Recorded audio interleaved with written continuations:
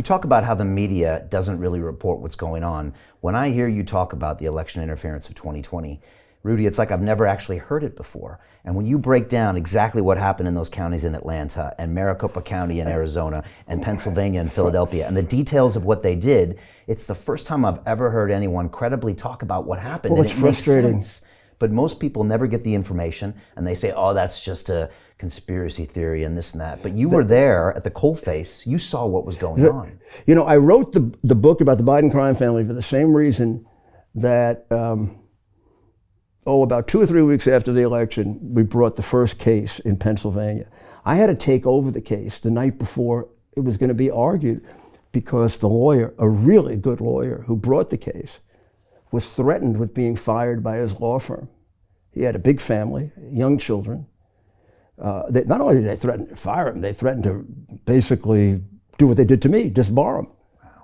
Wow. So nobody would take the case. Here we are the night before. And I had to learn the case, went in court.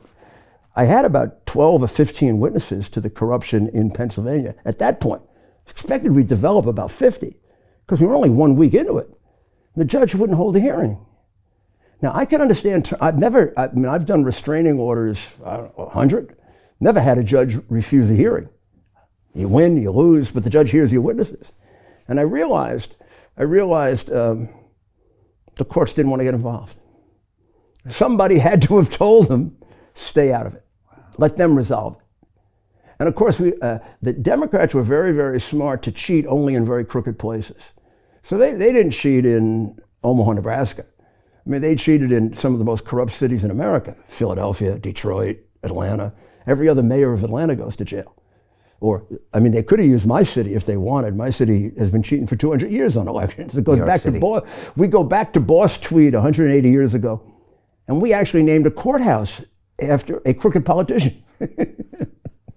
We're so crooked. And we are. To this day, if you have a Democratic administration in my city, you're paying money for everything. I mean, everybody's getting kickbacks. And the judges are appointed by the politicians, and the judges do what the politicians want. New York, Chicago, not sure about Boston. Certainly Philadelphia. Philadelphia is one of the worst. Atlanta, Georgia has become, for the last 30 years, equal to any of the eastern cities. It's been a Democratic cesspool. So when I realized the night of the election, and he was ahead in 5 states, one of them by 800,000 votes, and they stopped counting, and I started hearing the cities, Philadelphia, Pittsburgh, Detroit, Milwaukee, Atlanta. I said, oh my God, I never thought of that.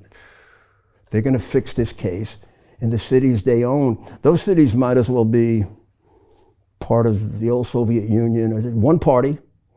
Chicago, 60 years of one party.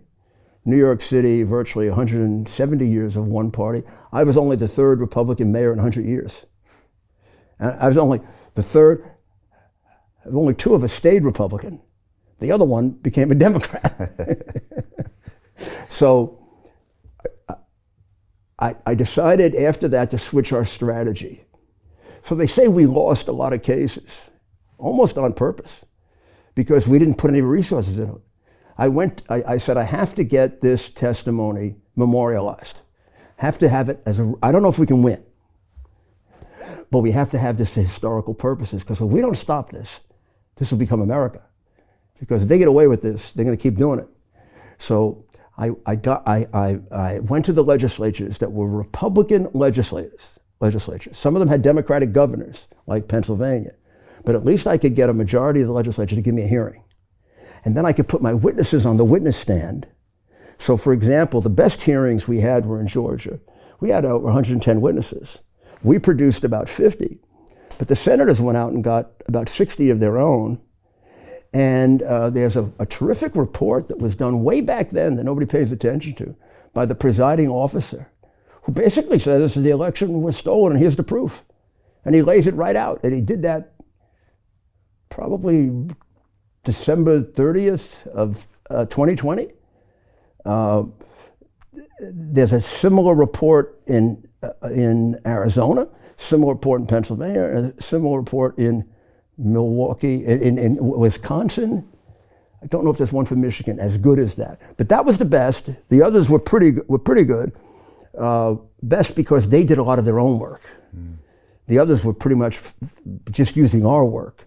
But I mean, he got, like, for example, the tape of the arena with the people counting the votes 4 and 5 times.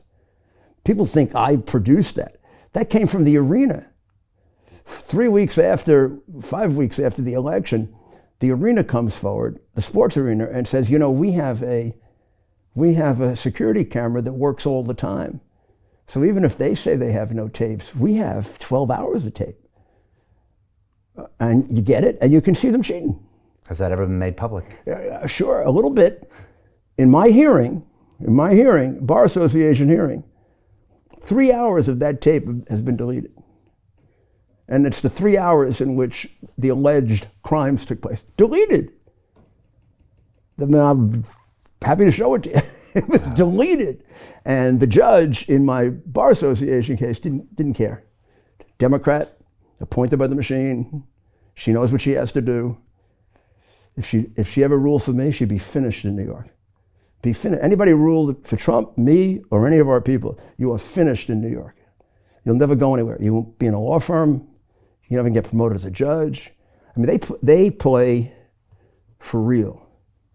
I mean, it's like the equivalent of killing you. Wow. Proper New York style.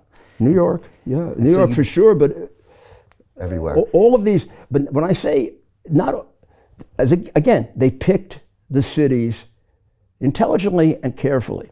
I'll tell you another thing that tipped me off immediately. So I get a call the day after the election from Pennsylvania, and from Pam Bondi, who was the former Attorney General of Florida. And she says, Mayor, you gotta come here. All of our inspectors are being put behind gates about 2 football fields away from where the votes are being counted. We're not being allowed to see any of the ballots. And we're going to court, but we got turned down already. But you gotta come and see this, you won't believe it. She said, I have pictures, but maybe if you come. So I didn't want to go, but I did. And I showed up. And as I'm going there, I get a call from Pittsburgh. Same thing. They put up gates, they wouldn't let anybody in. Got a call from Detroit. Put up gates, nobody allowed in. Atlanta. So you got about 6 cities where everybody put up gates and didn't allow Republicans in. And I said, what are the chances that the Democratic leader in each one of those counties woke up that morning and said, let me go buy some gates and put them up and keep out all the Republicans. This has to be organized. This has to be, they must have organized this months ago with the gates and the idea was, they want to show us any of the paper because, you know, there's a lot of talk about the machines and the machines may or may not. It's the paper that really fixed the election. And they fought like hell to make sure we would never see one single piece of paper. I've never been able to look at one single piece of paper in Georgia or in Pennsylvania. And it would seem to me, if I were the governor, who's a Republican in Georgia, and the Secretary of State, who's the one who probably doctored the tape, and I was being accused of running an unfair election, and the paper was pristine, I'd let you look at it to your heart's content. Right. So now it turns out, about 2 months ago, that 375,000 pieces of paper, ballots, are missing in Georgia. I wonder what ballots those were. So this is the kind of proof that exists. So when people say this is, you can't talk about it and you're being unpatriotic, it's just the opposite. Right. If you don't talk about it, they're going to do it again. And if you don't let them know you're onto them, they're going to do it again.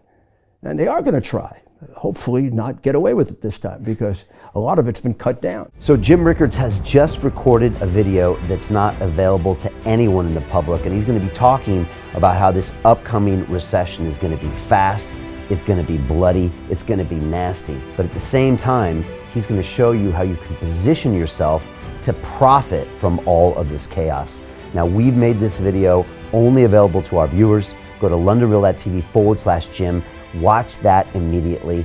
I can't say enough good things about Jim Rickards. He understands the global economic system better than any guest I've ever had on London Real. His predictions are almost uncannily true. and you can learn how to profit from his vision, from his expertise, and his understanding of economics. So go to londonreal.tv/Jim or click the link below. It's an excellent, excellent look on what's going to happen in the future and how you can position yourself to profit from that. Jim is one of the best in the business, one of my favorite guests on London Real, and he's very, very good at predicting the future and showing us all to profit from it. So click the link, and I hope you enjoy.